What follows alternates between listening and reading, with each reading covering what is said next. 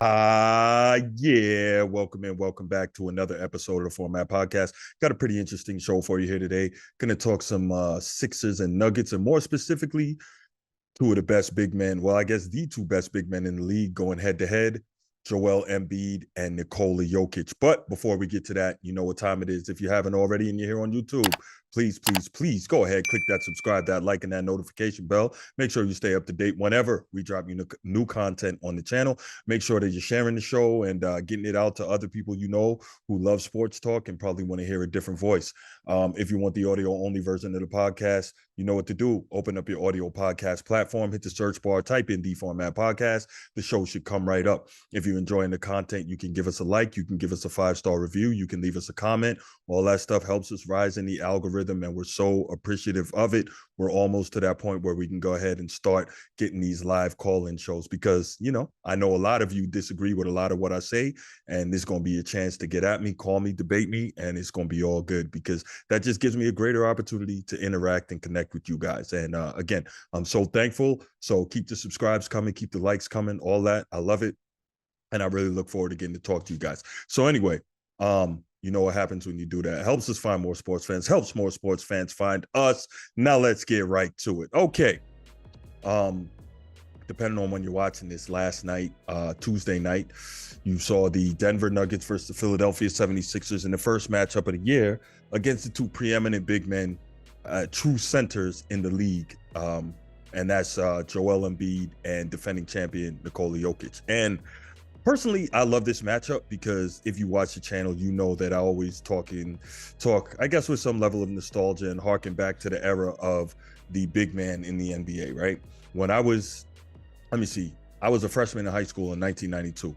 So I'm really in love with basketball, NBA action's fantastic and all that. And in 1992, that was probably like the golden big man era, the best big man era in my estimation that there's ever been in the league. You had Hakeem Olajuwon almost about to begin, dominating the league and winning back-to-back championships, and arguably the best big man in the game. Patrick Ewing, one of the best big men in the game. David Robinson, one of the best big men. I mean, they were all so good. Patrick Ewing, David Robinson, Hakeem Olajuwon, Dikembe Mutombo, that is. In 1992, of course, you had Shaq and Alonzo Mourning getting drafted 1 and 2 overall. So you're getting into an era, all 5 of those guys I named are Hall of Famers, and at one time or another, Defensive Player of the Year. Matter of fact, Shaq never won a Defensive Player of the Year, but one of the greatest big men who ever played. And so that was just such a beautiful time for me, just watching those guys and just loving the way they played and the way they went about it. And the beautiful thing was when their teams played each other, those guys really went head to head and competed. For instance, the 1994 NBA Finals, the first finals after Jordan's first three-peat, that was the Knicks versus the Rockets, and you saw an all-time great big man matchup, Patrick Ewing versus Hakeem Olajuwon. Now, if you're a college basketball fan from way back, I want to say 1983, the Houston Cougars, Hakeem Olajuwon's alma mater, and Georgetown Hoyas, Patrick Ewing's alma mater, played each other for the national championship, at which point Georgetown won the thing. And so obviously, I'm sure Hakeem carried that with him all those years. So that was a great opportunity for those guys to match up for the championship on the highest level. And as we know, Hakeem Olajuwon and the Rockets came out victorious in 7 games. But the reason I bring all that up is because, like I said, that is a beautiful time for me that I loved in the history of basketball. And the way basketball has gone today, we're so far away from big men and post-up play and crowded paints and all that, like I talk about. And now the game is, and it may be more aesthetically pleasing for some, it's less defense oriented. It's more about spreading the floor and shooting a ton of threes. And even if you're a quote unquote center in the modern game, you got to be able to shoot a three, where that wasn't necessary back in the day. Now, back in the day, you had to be able to catch the ball on the block, back your opponent down, maybe have a reliable jump hook or a go-to move, a step through, an up and under, something like that.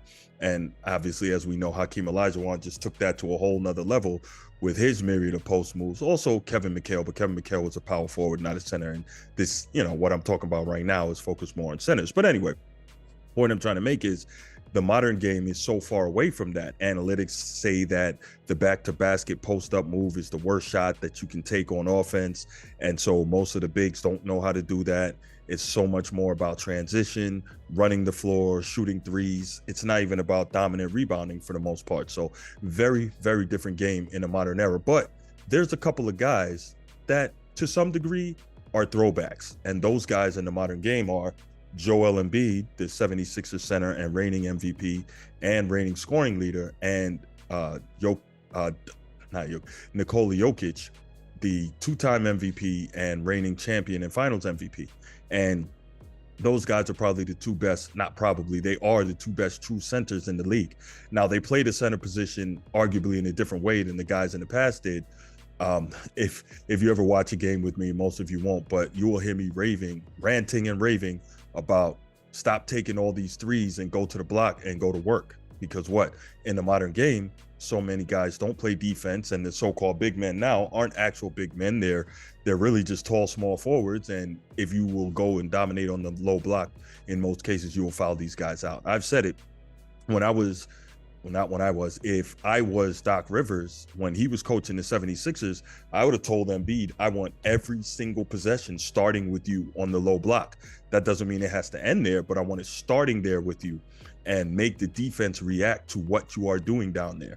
Now, we've seen Embiid grow as a passer over the years, and I'm going to get to that. That's an awesome thing. So it's not even like, okay, we'll double team Embiid. He can't pass out of it. He doesn't know where to go with the basketball. So, the great ones, the great bigs, they figure out how to deal with that, being double teamed on the block, et cetera, over time. And so you look at that and you say, well, Embiid can handle it. Now, on the flip side, you see Nikola Jokic, and analytically, he's a dream, right? Not the dream. The dream is the one and only Hakeem Olajuwon. But analytically, Nikola Jokic is a dream in terms of what he can do. He can shoot the three. He can shoot the mid-range. He actually runs point center, which is pretty much something we've never seen before. Now, I think that point center thing, it's awesome to see a big man with that level of skill. However, I think a big part of why he's able to do that is because lack of creativity defensively among modern coaches. And I'm not going to get into that and bang the drum on it, but it really is wild. But anyway, we see for the last few years now, Jokic has bordered on averaging a triple-double at the center position for the entire season, which is absolutely absurd. He's extremely efficient from the field. He's extremely efficient from three for a big man. As I mentioned, he can pass the ball with the best of them. So a really outstanding player. Embiid, dominant low post player with tons of moves down there. He can step out and shoot the three, and he's, for a big man, even as a big man, he's one of the best mid-range shooters in the NBA. So really impressive. And I'm kind of a guy that loves to see when those two guys match up, because as I said, it takes me back to the old days when you saw bigs match up against one another. Now, it's kind of different today in that I don't know if it's guys don't want to go at each other for the most part, or if it's the defensive coaching philosophies, they don't want to do it. But a lot of times, and not just among bigs, but among stars in general, you don't see guys going at each other the way they used to. You see it from time to time, but for the most part, you don't, right? And so we saw this game last night, the Nuggets and the Sixers, and you saw some instances where Jokic and Embiid matched up against each other, and it was cool. But for the most part, they weren't defending each other directly, which is something I don't like. But I do find it interesting. Embiid seems to take things personally, and Jokic is generally regarded as the best player in the world right now, and definitely the best big man in the NBA because of what I mentioned, the things he can do in terms of being able to run the point and initiate offense and generally lead his team in assists and almost average a triple-double. But, and this is something I've said for years, Embiid is a guy who, with his skill set, once he plays the way he should, he's completely unstoppable in this modern era because there are very few defensive bigs, and you know, he's too big, too strong, and too skilled for anybody to do anything with him. For instance, last night, Jokic had what in most cases would be a great game, right? He had 25 points, he had 19 rebounds, he had 3 assists. Okay, cool. Embiid, though, whenever he matches up against this guy and those other bigs in general, he eats them up. Embiid had 41 points, 10 assists, and 7 rebounds. So it was almost like Embiid took it to show you, okay, I know I can score on you. I know I can rebound, but guess what I'm also going to do? Tonight, I'm going to show you I can pass this thing. And he had 10 assists, which is normally Jokic's domain. So I thought that was pretty cool that he took it on himself to say, hey, I can do other things too, and I'm going to show everybody. Last year, I think he had like 45 and 17 in the one meeting against Jokic. He didn't play the second one. So hopefully Embiid will play when Denver plays against the Sixers next week. They play each other again. So hopefully he'll play and he won't miss that matchup. But I look at it and I say, and I've said this for a while, I believe that Embiid is the better player.